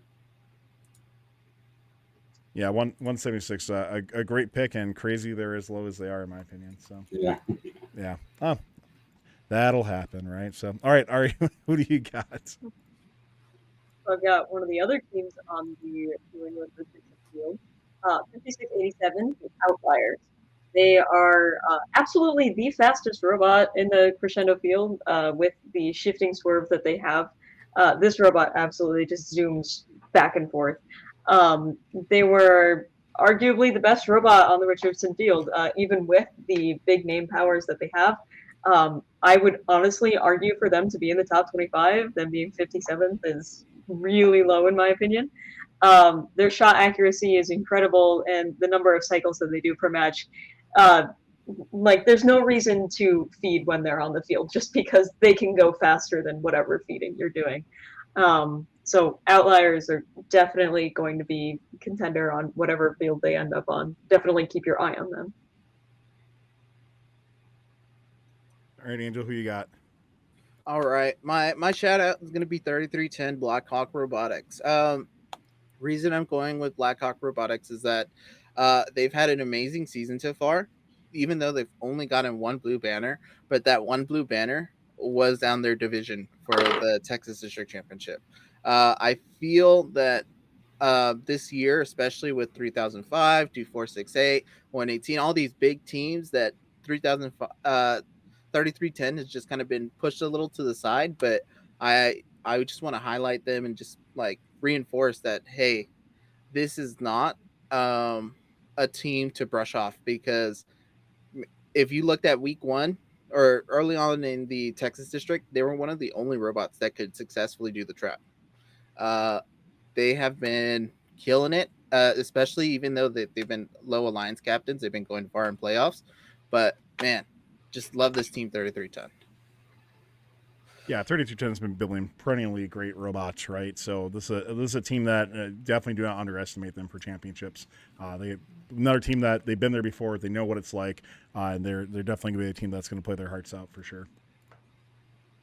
All right, so my team is going to be, we're going to go outside the continental U.S. For this one here and give a big shout out to Kikamana 368, who is having absolutely by far their best season they've ever had. This is a team that gets a little overshadowed by Hawaiian kids, but I think they might have been a snub for me a couple weeks ago now that I think about it as well too. But this team is just so good overall. It's so cool to see them do as well as they are, and not necessarily just with the Hawaiian kids. I mean, they played together in Hawaii, right?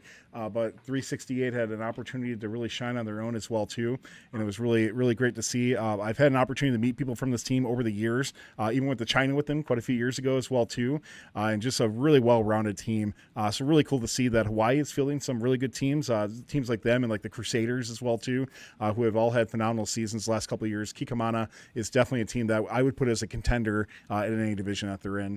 Definitely looking very good on that front. Let's go to our next set here, 26 through 50. So these teams are very close to the top 25. I mean, we talked about earlier, really at some point this should be like the FRC top 50 because there are so many good teams within this list that could easily be in the top 25 for this. I mean, man, this layout of teams is absolutely phenomenal. So Justin, who do you got that's in your top 50 here? So I've got Team 1756 Argos. They are two event winners this year, 27-6 overall, winners at Central Illinois, winners at St. Louis. They're such a consistent robot, really fast cycler, not a lot of wasted movements. They are 24th in EPA worldwide, 21st in the US, second in Illinois. Just an awesome robot. Yeah, by the way, this is like one of my favorite reveal videos ever, by the way. Yeah. Like whoever filmed this is like a cinematic masterpiece. But yeah, Argos, a team I've been a very big fan of for a long time. Big shout out to them. Congrats on a great year.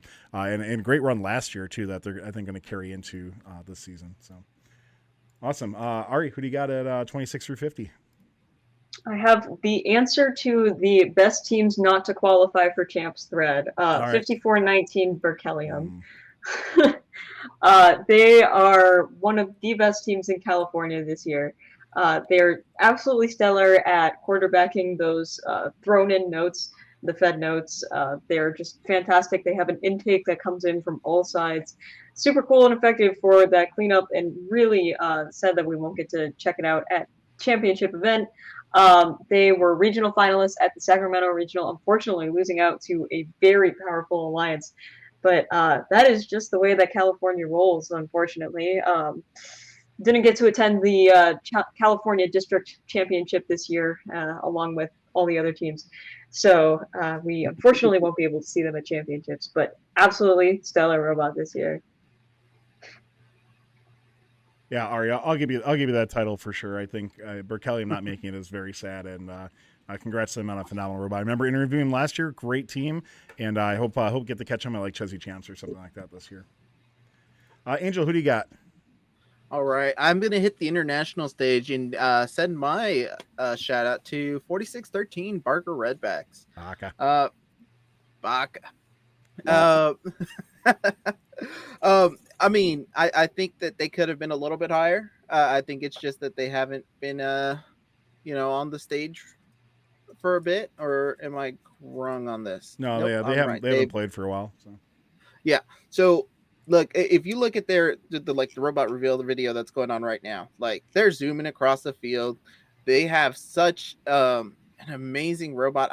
They early on, one of the best autos early on in the season, in my opinion, right? But man, this team, especially going to champs and interacting with them last year, very friendly, very nice, and just look at their robot. I love their profile, small, compact, simple. But yeah, that's who I'm shouting at. This is a team I'm curious if we're going to see a rebuild out of them because they're rocking a fixed shooter. Right, or a fixed angled shooter for something like that. So I wouldn't be surprised. I mean, I don't know how, because this robot is so ridiculously compact. So I don't know if you'd have to go with something else, but like I would not be surprised to see Barker come with a different configuration, at least for the upper half of the robot. Honestly, I think that we can say this for any of the teams on this. They are, especially the teams that haven't competed, they had that time to be dangerous. So Yeah. And a top tier team that is always hungry to make changes as well too. So, all right, I'm going to give my shout out to a team that I think is amazingly deserving, and not just because they were guest on Roundup last night, but that's going to be 5712 Hemlock's Gray Matter, who are MSC winners. This robot is criminally underrated for what they are. I mean, they ended up like 34 overall, so definitely not bad by any means, but man, this robot deserves more recognition for what they had. Taking their alliance all the way through, absolutely phenomenal performance by them. It was really great to talk to their drive coach, Alex, yesterday as well, too, on Roundup as well. And you can just, this team is just, you look at them through the years, just been getting better and better and better. 4 blue banners this year, including an Impact Award as well, too. Congratulations to them on a phenomenal season. This team is going to be so good in whatever division that they play in, and I just cannot wait to see how this team winds up. So congratulations to 5712 on a great year, and I cannot wait to see how you're going to do. So with that said, before we get into our top 5, we got a couple things to do. We have our last giveaway to start, and we also do want to give a special shout out here today on the initiative that's going on for championships as well too, and that's going to be for the World Assistance Initiative as well. So we're going to just pop that up on screen here. So the World Assistance, this program is to assist teams and connect teams at Worlds, and they're looking for more teams, specifically ones that can help assist other teams. So there's a huge QR code on there. I know some of the graphics got a little bit cut off with our overlay, but if you are a team that can help out other teams at Worlds, you see all the things that are needed. There are so many teams that need help on there. Scan that QR code. Go fill out the form as well too. If you're going to Worlds and can help out other teams as well, please do that. Or you can also message Imagery Queen on Chief Delphi or Discord as well too for more. So got that big QR code, scan that as well. So if you're willing to help out, especially with some of the things listed on there as well too. So, and thanks again to Imagery Queen and all the other teams, 1339, Robo Lancers, Paradox, and anybody else who's helping out with that. We also are going to start our final giveaways before we get into our top 5 this evening. That's going to be from our friends at AndyMark, and that's going to be for a couple things, actually. We're giving away. We have a black AndyMark t-shirt with the Gears graphic, and also the coveted AndyMark GOAT. So if you're interested, type GOAT in chat right now. That's your opportunity to win, and you can take home these awesome things. Type in GOAT right now. YouTube subscribers get some extra luck, so click that subscribe button, and let's get into our top 5 of the final FRC Top 25.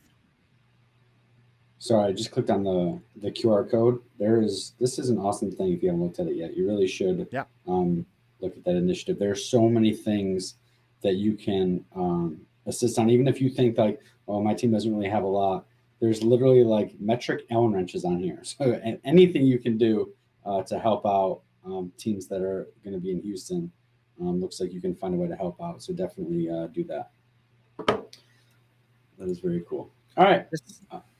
Go ahead. You want to say something? I was just going to say, I helped a couple teams last year. I helped the team from Japan that came out there just to give you a little incentive. Sometimes they bring you snacks. So yeah.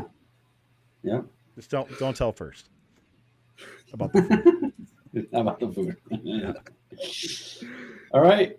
This is it. The top 5 of the Crescendo season. In the 5th spot, I've got Team 1323 from Madera, California. It's Madtown Robotics. 31-2 overall, with winners the Central Valley and Monterey Bay regionals. So Madtown has continued to build the resume as one of the best teams in the world. The Fridge robots continue to operate with consistency and excellence that's required to maintain their levels of success. At their events, they've played a number of roles, but they seem most comfortable quarterbacking the alliance from the source, passing, and then screaming forward to join the amped scoring cycles.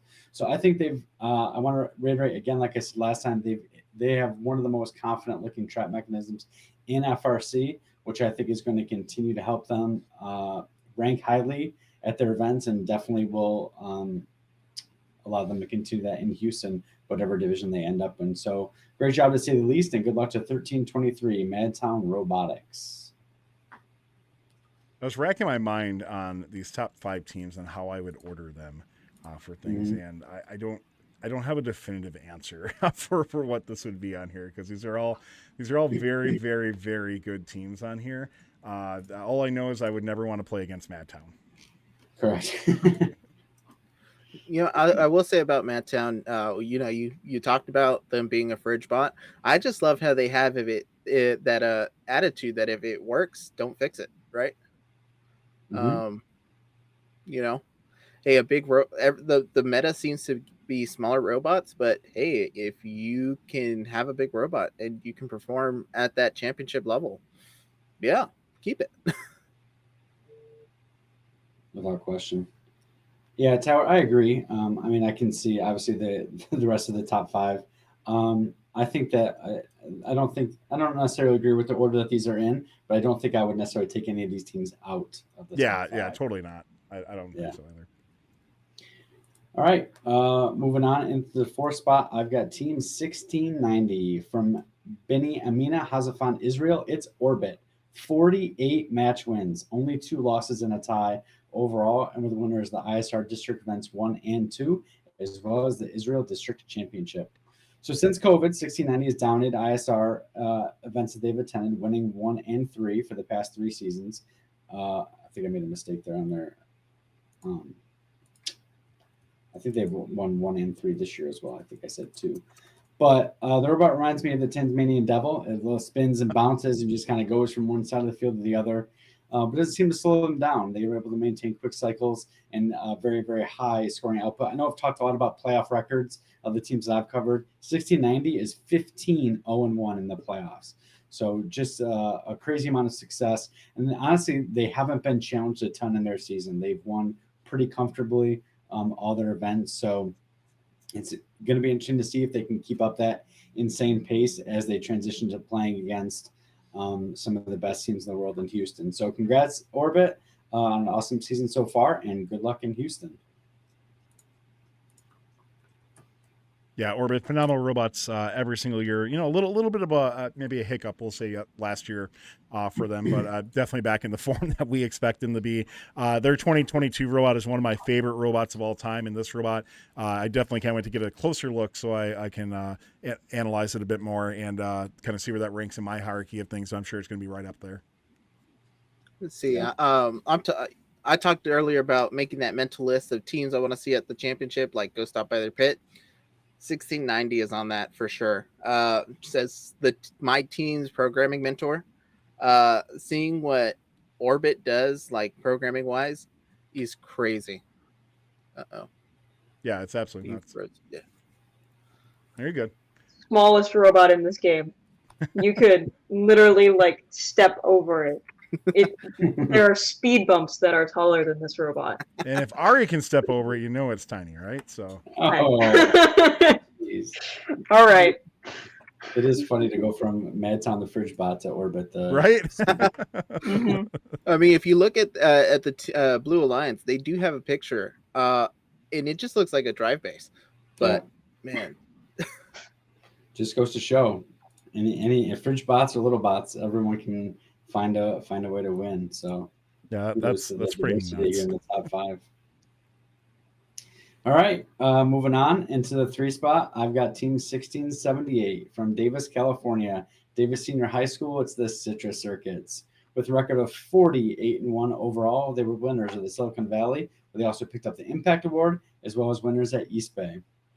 So as one streak ends at 23 regional wins, the same spot that 2056 has ended, they hope to keep their Einstein streak going as it approaches double digits. 1678 is also my short list for getting into the Hall of Fame, as they have 6 Impact Awards going back to 2019. So if you haven't had a chance to read Mike Corsetto's post on Chief Delphi about the past decade for Citrus, please go read it. It's an awesome read and just gives you even more insight into the incredible team culture that they've built on 1678. The robot this year, as always, is lights out. They've got a few more losses than some of their teams in the top 5 here. But let's remember, they play in California against some of the best in the world. So I have no doubt they will keep their Einstein streak alive in Houston. And good luck to 1678, the Citrus Circuits.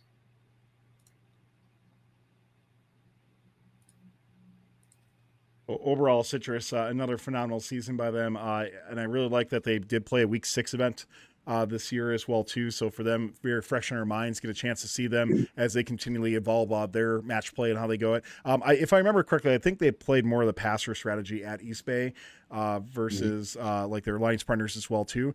So I actually, which is something I actually love. I love seeing the robots that have, these elite tier robots that are passing and showing that versatility off. I think it's fantastic as well too. So it'll be cool to see what role that they take at championships and how they go about it, both in quals and the playoffs as well too. But can't wait to see, one streak was broken, Justin, but that other one of continually winning the divisions that they've been in as well too.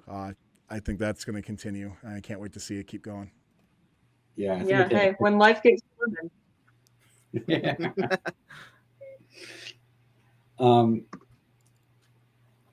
I was going to say something about Susan. Now I've forgotten it. Oh, well, a byproduct of very little sleep. All right. All the drummers in the 2 spot. This is tough. But in the 2 spot, I do have Team 2056 from Stony Creek, Ontario, Canada. It's OP Robotics, 53-0, undefeated in Crescendo, and winners of the Newmarket, McMaster, District Events, as well as the Science Division at the Ontario Provincial Champs, as well as the Ontario Provincial Championship. We've talked about a few teams tonight that perhaps have built the best robot in their history, like 359, for example. And I think this applies here to 2056.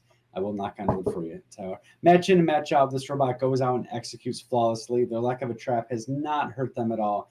I don't know if you guys have seen many 2056 matches. Tower saw them up close all weekend long. Their human player is exceptional, perhaps the best in FRC that I've seen at spotlighting their microphones. So many harmony climbs have also contributed to their success. I am not sure what else 2056 has to do to get that elusive number 1 spot. But as last year, this is my heart's choice to win the championship this year. I know it's something that has eluded them, and I hope that they can get over that hump this season. So best of luck in Houston to Team 2056, OP Robotics. Yeah, I mean, it's this is a phenomenal machine. I mean, it is. This is the best machine I've seen for sure. Now I haven't seen some of the California teams in person for things, but going to provincials and seeing this robot in action was just absolutely nuts. I posted a couple like shorts of this team or TikToks as well too of this robot going. And of course, if you haven't seen the behind the bumpers we posted yesterday for them, wow, this robot is so awesome.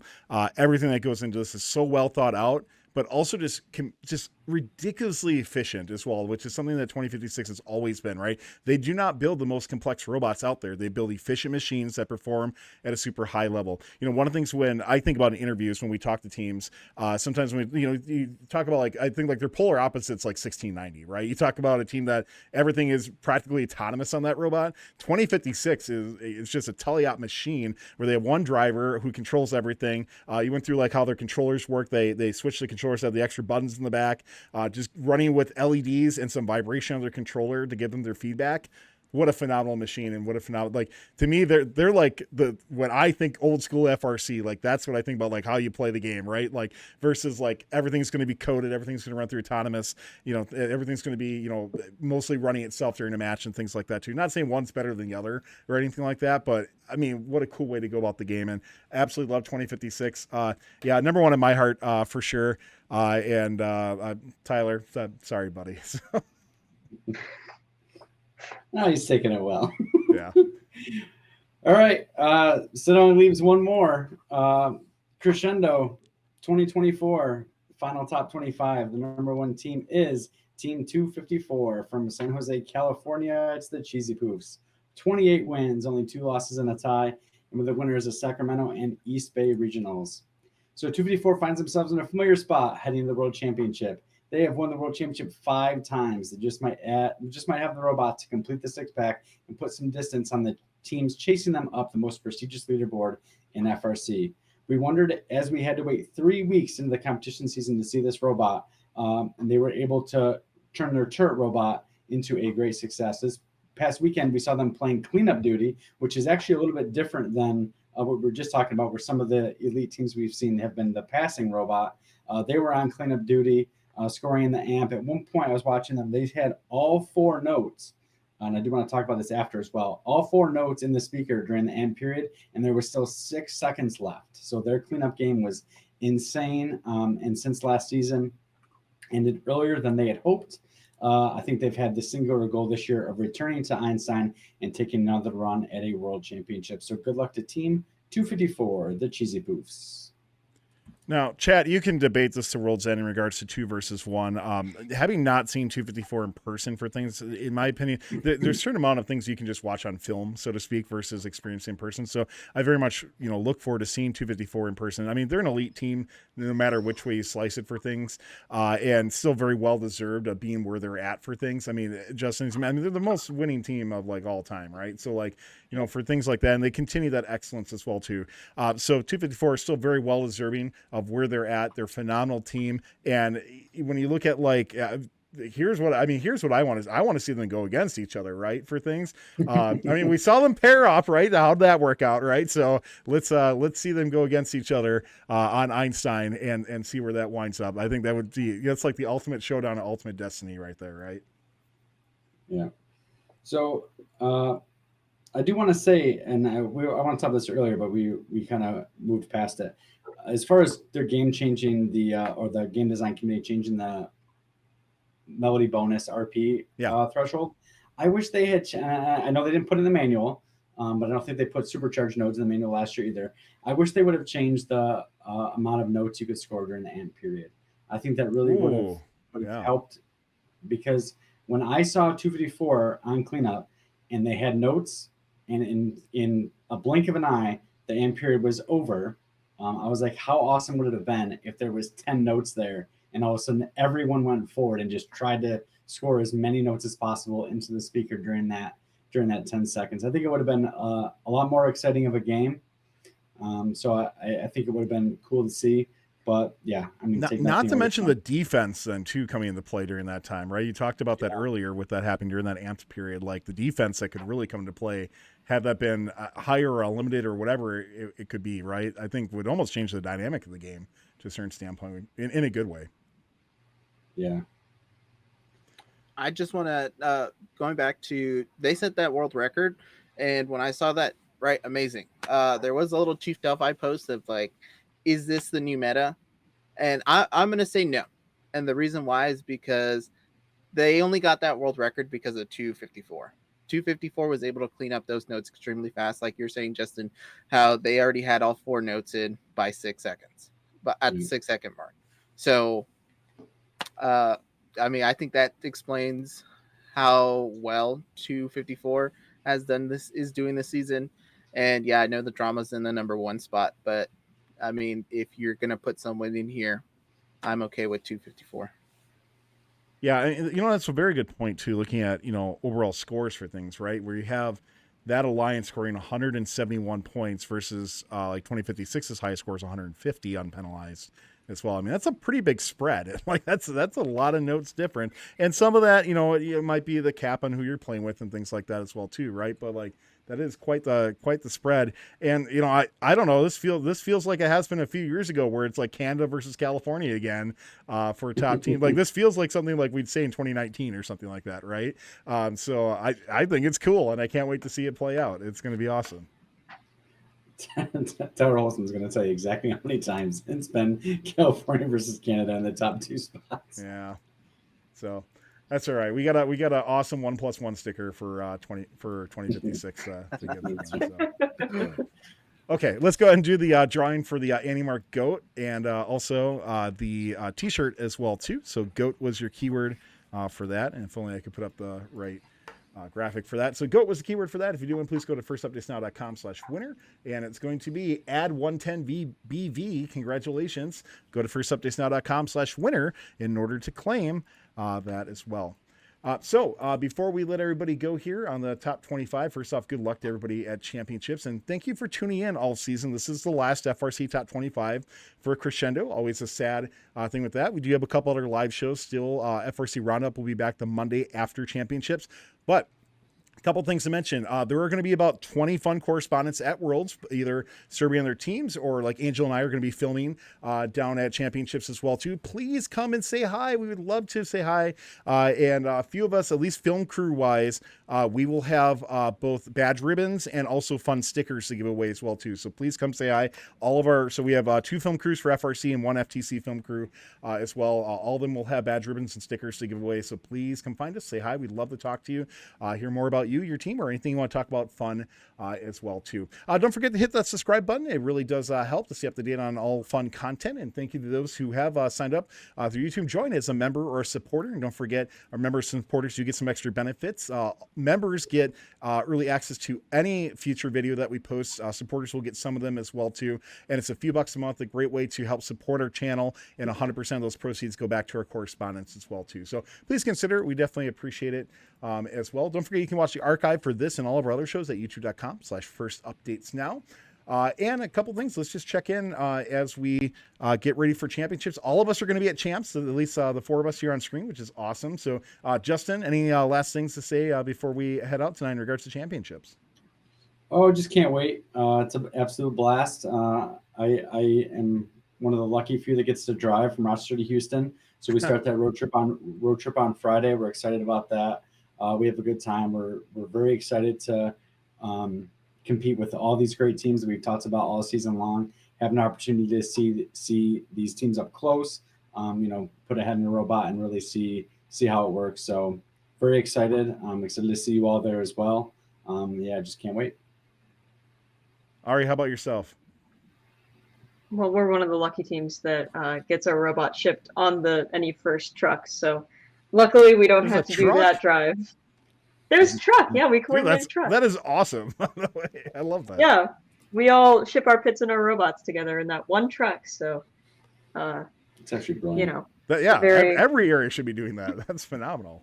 Yeah, no, it's great. And then we get our robot until Friday. We don't have to ship it out or anything. So we are doing some assessing where our robot needs to be before then. We've got 2 pretty intense meetings, both Wednesday and Thursday, that we're going to try to tune up and be absolutely ready to take on whatever division we're in, going for that back-to-back Einstein appearance, but never knows.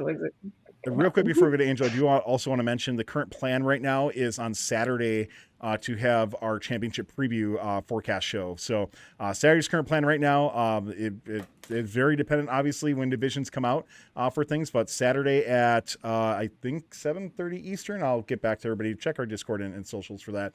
But we'll be previewing and predicting all the divisions coming up on Saturday with some more giveaways, too. So, Angel, how about yourself? Anything you want to mention for championships before we let you go? I mean, excited to go to championship, excited to be part of the film crew and go meet teams, interact, and interview some of them. Like Tyler said, if you see me, say hi. I'll give you a sticker and a ribbon. But with that being said, man, I can't wait to see what championship bring. New world record? ? We'll see. Can't wait to see it on there. So thank you, everybody, for tuning in. That is going to wrap it up for us here on Fun.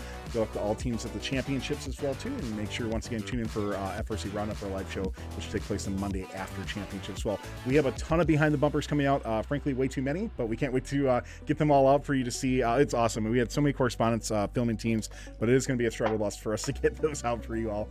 But we'll try our best for that. So good luck, everybody. Can't wait to see you at championships, or hopefully watching online as well, too. And we'll see you next time on Fun. Have a good night, everybody. Take care. Bye. This video on Fun is brought to you by viewers like you and also in partnership with the following.